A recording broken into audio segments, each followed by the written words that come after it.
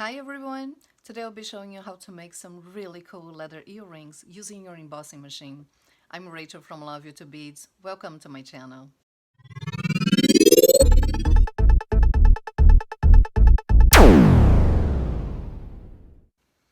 So, today I'll be using my Big Shot machine from sizzix. You can use any other embossing machine that you have.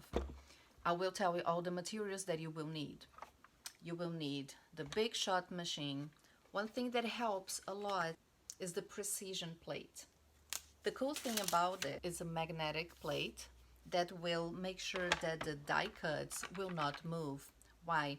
They also have some magnetic pieces here. So, see? They don't come out. So this one, I got it online. It calls the Movers and Shapes and is specific for teardrop earrings, and there are some really nice shapes. This one is the even one, the cut. Let me turn this around for you.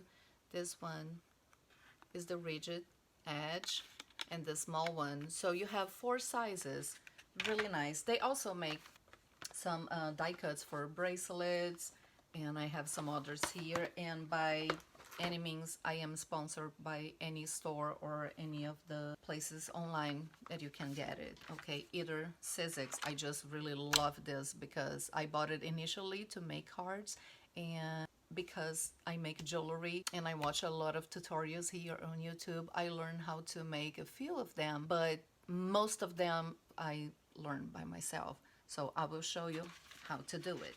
First of all, when you're using your machine, make sure that you adjust the height.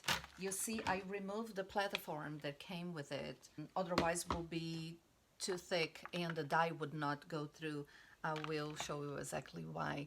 It's quite large compared to an embossing plate or a die cut for cards. Those are really flat thinglets that they call.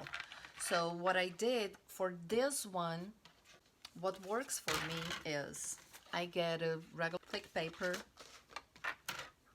I'll put the acrylic board that comes with the sizzix. I add the magnetic one. I do not like to put my dies directly to the base. It scratches a lot and it probably won't do anything with the way you operate it. It's gonna still work because this is very heavy duty, but I usually use a little piece of paper here, envelope, whatever you want. When you're ready to cut, you will put your material, and today I'm going to be using a leather scrap. Okay, so I have some tricks to show you. Okay, I have some water here. It doesn't need to soak in water. So I have a little sponge and I just dip. Let me show you here. It's like just a little bit. If the leather is coated by any type of product, it will be really hard to absorb the water.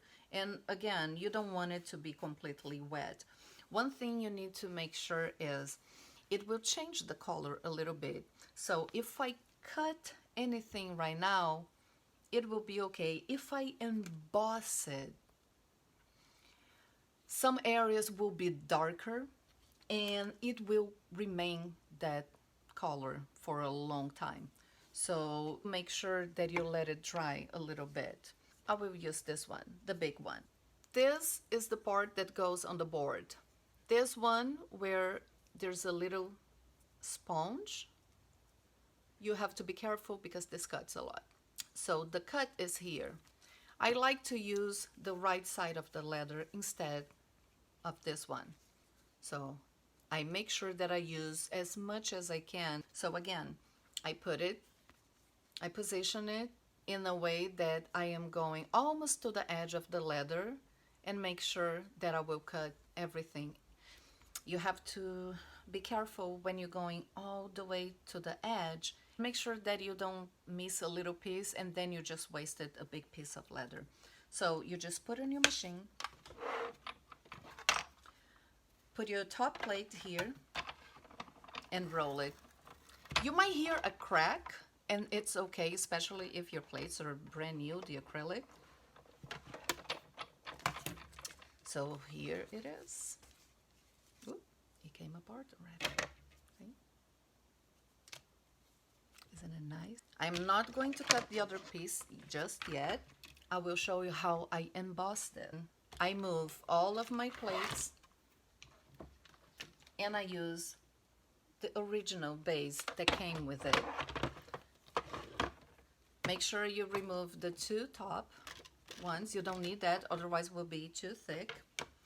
Put your base plate. Choose one embossing mat. I have lots of it, and you do not need to use only sizzix. You can use the ones from Darius, Splendids. Ooh, I have so many here. Cuttlebug from Cricut. I have just too many. Pick one that you like the best. One thing, you need to make sure that you know which size you're putting on. And I like to make both earrings at the same time because you don't get confused, you know, where you're gonna put it and what size. So I put it here.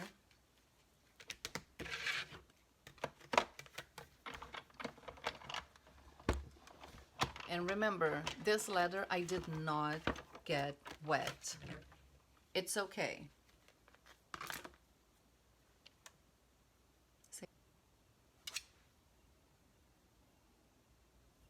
I will cut another one and you can see the difference. If you're not careful which direction you're going to cut the earrings and you don't use them at the same time, you might have a big surprise and realize, oh, my leather earrings are completely different.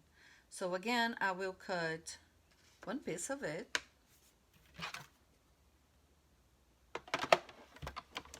And believe me, you can make so many things with this scrap. Okay, I just cut it.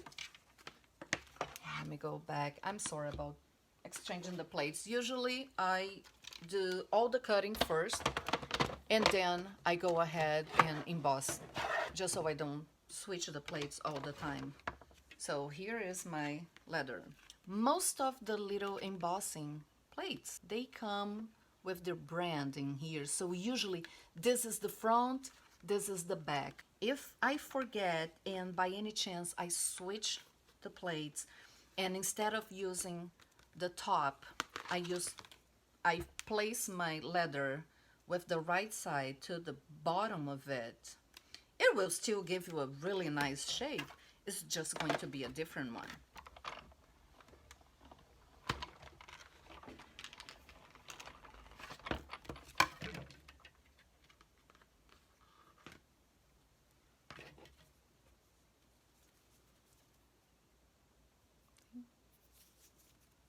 Can you tell the difference?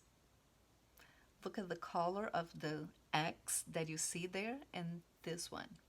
So this is using the right side, this is using the back side. So I can use both of them, but I would make another cut for this one and another cut for this one, and so they can match and is a pair. There's so many embossing designs that you can get. I have just way too many. What I do when I finish, I use something that I call, sorry about that, is the satin sheen. I get this at Tandy. Most of my supplies I get from Tandy, and I am not sponsored by them or anything, but they have really good products, and they have a store about 40 minutes from where I live, so whenever I need some materials, I go there. They have really, really nice scraps. Some others, oh, right here. All right. Those are like 8 by 10 leather sheep. The cool thing about it, like they have really nice colors and designs already, so you don't need to emboss. All you need is a die cut. Okay, look at this one, how cool. This would be cool for like bracelets, or maybe this one. Another thing you need to pay attention is like whenever you're going to use a leather, don't use something too thick here. You need to make sure, do always a test. You need to make sure that this will cut through it, okay? This goes up to 1 ounce leather. So you can also get this. This is to measure the thickness of your leather. And again, like I told you, I have lots of scraps, and most of them come from Tandy, but like this box here I got from someone local that was just getting rid of, you know, her stash. So I got a lot of stuff, and some of those pieces are really big, so I'm very excited with the things that I can do with. Let's see, look. This is about 1.2 ounces. The really thick ones, you don't want to use it. So something like this that is too thick, I got this thinking, hey, I'm going to make a lot of stuff from here. And actually, I'm not doing much just yet. But let's see. This is good for maybe a bracelet. But for me to cut something like this, that is about like between 8 and 9 ounces, is just too thick. You can see the thickness there. That will not even go through the machine probably with the amount of the height here. See, this will be too thick. So work with something around 1 ounce, ounce and a half, and the colored ones are beautiful too, and you can make so many things. See? And then you don't need to paint them.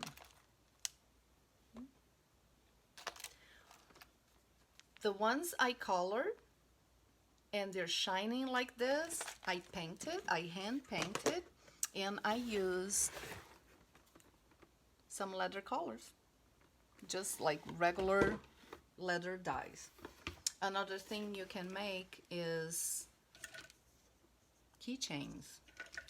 There's so many possibilities. I hope you like this tutorial, and comment below if you want me to do something else for you. So to finish your earrings, what you will need is to punch a hole right on top of it. You can use a puncher, or you can use something like this. I got this for paper, but I use for leather too. Okay, measure on the top, right in the middle. Let's see if it is okay. Okay. And punch.